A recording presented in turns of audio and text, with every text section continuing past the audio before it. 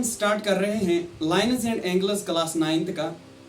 और पहले तो हम इस चैप्टर का जो बेसिक्स है उसको क्लियर करेंगे, क्योंकि जब हमें बेसिक्स अच्छे से पता होगा उसके बाद ही हम एक्सरसाइज के जो क्वेश्चन है आसानी से कर पाएंगे और हमें रट्टा मारने की जरूरत नहीं पड़ेगी। तो आज के इस टॉपिक में हम जानने वाले हैं, इस वीडियो में हम जानेंगे एंगल क्या होता है, वर्टेक्स हम किसे कहते हैं और एंगल को हम नाम कैसे देते हैं। साथ ही साथ हमें यह भी पता चलेगा कि आर्म्स ऑफ एंगल किसे कहते हैं। सबसे पहले एंगल की बात करते हैं कि एंगल क्या होता है।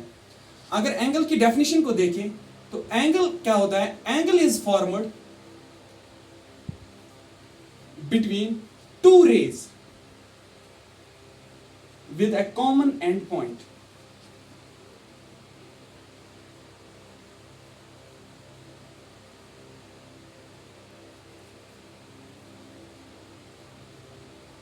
एंगल जो है ये बनता है दो रेज के दरमियान, लेकिन इन दो रेज का जो एंड पॉइंट है ये कॉमन होना चाहिए।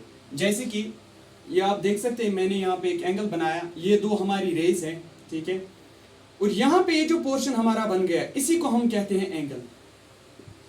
क्लियर हुआ यहां तक? और ये जो कॉमन एंड पॉइंट है इन दो रेज का, ये जो कॉमन एंड पॉइंट है इसी को हम नाम देते हैं वर्टेक्स।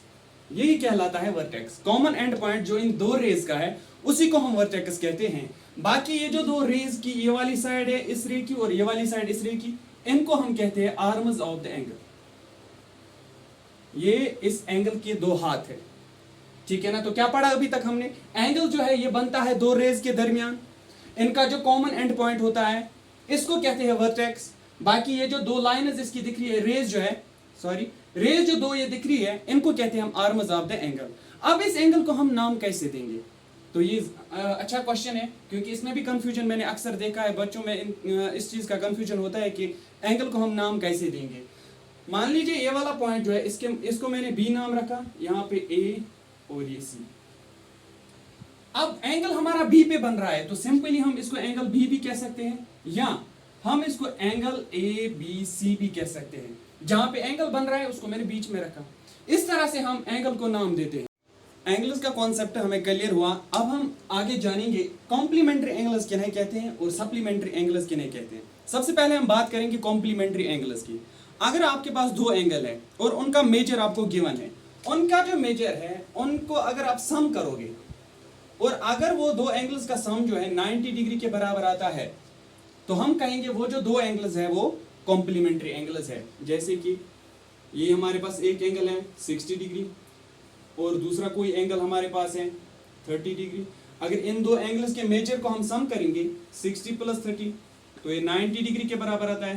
तो इनको हम कहेंगे, इन दो एंगल्स को, कि ये कॉम्प्लीमेंट्री एंगल्स है। इसके बाद सप्लीमेंट्री एंगल्स क्या होता है, सप्लीमेंट्री एंगल्स हम उन दो एंगल्स को कहेंगे अगर उन दो एंगल्स के मेजर को हम सम करते हैं और वो 180 के बराबर आता है, तब हम उन दो एंगल्स को कहेंगे कि ये सप्लीमेंट्री एंगल्स है। अब हम एडजेसेंट एंगल्स को जानेंगे कि एडजेसेंट एंगल्स होते कौन से एंगल्स हैं, ठीक है।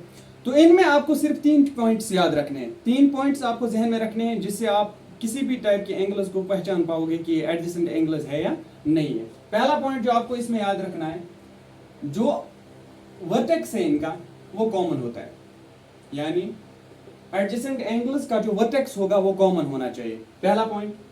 दूसरा पॉइंट आप ये याद रखोगे कि वन आर्म जो है वो इनकी कॉमन होनी चाहिए, कम से कम एक आर्म इनकी कॉमन होनी चाहिए। पहला पॉइंट हमने क्या सीखा, कॉमन वर्टेक्स होना चाहिए और एक आर्म कॉमन होनी चाहिए। तीसरा पॉइंट आपको याद रखना है, no overlap of angles, angles की ओवरलैपिंग नहीं होनी चाहिए। एग्जांपल ले लेते हैं, अच्छे से समझ आएगा उससे।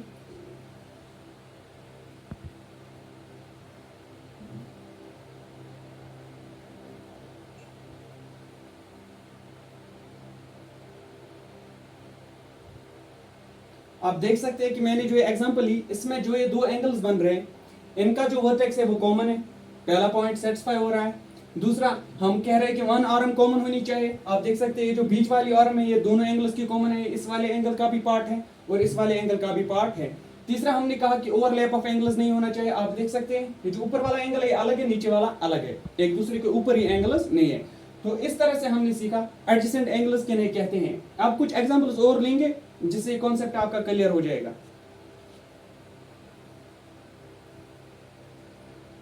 ये मैंने एक फिगर बनाई, इसमें से आप देख सकते हैं यहां भी एक एंगल है, यहां भी एक एंगल है। क्या इन दो एंगल्स को हम कहेंगे कि ये एडजेसेंट एंगल्स हैं? नहीं। क्यों? क्योंकि सबसे पहला पॉइंट हमने सीखा कॉमन वर्टेक्स होना चाहिए। इस वाले एंगल का जो वर्टेक्स है अलग है, इस वाले एंगल का वर्टेक्स अलग है, तो इनका जो वर्टेक्स है कॉमन नहीं है, नो कॉमन वर्टेक्स। इनमें वर्टेक्स कॉमन नहीं है, तो इसलिए हम इन्हें एडजेसेंट एंगल नहीं कह सकते। एक और एग्जांपल ले लेते हैं।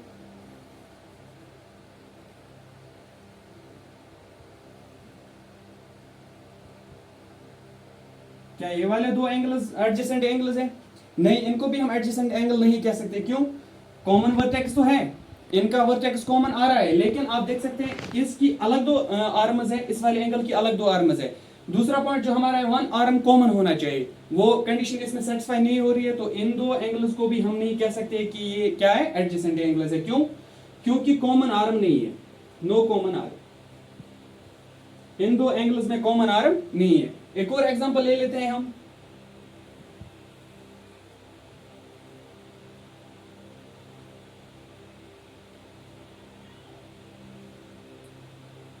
क्या ये दो एंगल्स जो है एडजेसेंट एंगल्स है? नहीं। क्यों? क्योंकि यहां पर ओवरलैपिंग हो रही है, ठीक है ना। इस वाली जो फोर्थ एग्जांपल मैंने ली, इसमें ओवरलैपिंग हो रही है एंगल्स की, तो इसलिए हम इसको एडजेसेंट एंगल्स, इन दो एंगल्स को हम नहीं कह सकते। एडजेसेंट एंगल्स का टॉपिक जो है उम्मीद है कि आपको क्लियर हो गया होगा। अब हम आगे बढ़ते हैं। एडजेसेंट एंगल्स को पढ़ने के बाद अब हम आगे सीखने वाले हैं लीनियर पेयर क्या होता है। लीनियर पेयर क्या है? एडजेसेंट एंगल्स, अगर वो एडजेसेंट एंगल्स सप्लीमेंट्री हो, वो दोनों एंगल सप्लीमेंट्री भी है, तो उनको हम एडजेसेंट एंगल्स कहेंगे। यानी जाहिर सी बात है, एडजेसेंट एंगल्स में हमने 3 पॉइंट सीखे, यहां भी हमें 3 पॉइंट्स याद रखने हैं, और एडजेसेंट एंगल्स के ही 3 पॉइंट है, लेकिन एक पॉइंट थोड़ा अलग है उससे। देखिए क्या कहेंगे, 2 adjacent supplementary angles form a linear pair. यहां पर एडजेसेंट वर्ड भी आया है और सप्लीमेंट्री भी। एडजेसेंट हमने सीखा क्या होता है, सप्लीमेंट्री भी हमें पता है, अगर दो एंगल्स का सम 180 के बराबर आता है, ठीक है ना। तो पहला पॉइंट हमें याद रखना है, इनका वर्टेक्स कॉमन होना चाहिए। दूसरा पॉइंट, एक आर्म कॉमन होनी चाहिए। और तीसरा पॉइंट, ये जो दो एंगल्स है इनका सम होना चाहिए 180 डिग्री, जिसको हम कहते हैं कि ये दो एंगल्स होने चाहिए सप्लीमेंट्री। ये भी आप कह सकते हो, दोनों एंगल सप्लीमेंट्री हो या 180 सम होना चाहिए, एक ही बात है। ये भी एग्जांपल ले लेते हैं। ये जो मैंने फिगर लिया है, आप देख सकते हैं एंगल 1 और एंगल 2 ये बना रहे हैं ना लीनियर पेयर। क्यों? अगर आप देखोगे ये वाला एंगल और ये वाला एंगल, अगर इन दो एंगल्स का हम सम करेंगे तो ये 180 के बराबर आएगा।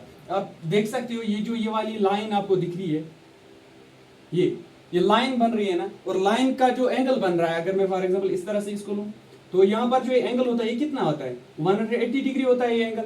तो जाहिर सी बात है ये 180 आएगा, लेकिन हमें पता है कि ये दो एंगल्स है, ठीक है ना। इनका सम अगर हम अब करेंगे तो वो किसके बराबर आना चाहिए, 180 के बराबर, क्योंकि ये एक लाइन बन रही है इन दो एंगल्स के दरमियान। इन दो एंगल्स का जो ये नॉन कॉमन साइड जो इनके हैं, ये एक लाइन बना रहे हैं, ठीक है ना। तो इसीलिए इन दो का सम क्या होना चाहिए, 180 डिग्री, यानी ये सप्लीमेंट्री आ रहे हैं। इसी तरह से अगर आप एंगल 2 और एंगल 3 देखोगे, ये भी लीनियर पेयर है। एंगल 3 एंगल 4 भी लीनियर पेयर है। एंगल 4 और एंगल 1 भी इसमें लीनियर पेयर है। क्या पढ़ा हमने कि एंगल 1 और एंगल 2 भी लीनियर पेयर है, एंगल 2 और एंगल 3 भी लीनियर पेयर बना रहे हैं, एंगल 3 एंगल 4 भी लीनियर पेयर बना रहे हैं, एंगल 4 और एंगल 1 भी इसमें लीनियर पेयर बना रहे हैं। तो लीनियर पेयर में बस 3 चीजें आपको याद रखनी है, कॉमन वर्टेक्स होना चाहिए, एक आर्म कॉमन होनी चाहिए, और दोनों एंगल्स का सम अगर आप करोगे, उनके मेजर्स का सम अगर आप कर रहे हो, तो वो 180 के बराबर आना चाहिए। फिर आज जाके आप कह सकते हो कि ये जो एंगल्स दो है ये लीनियर पेयर बना रहे।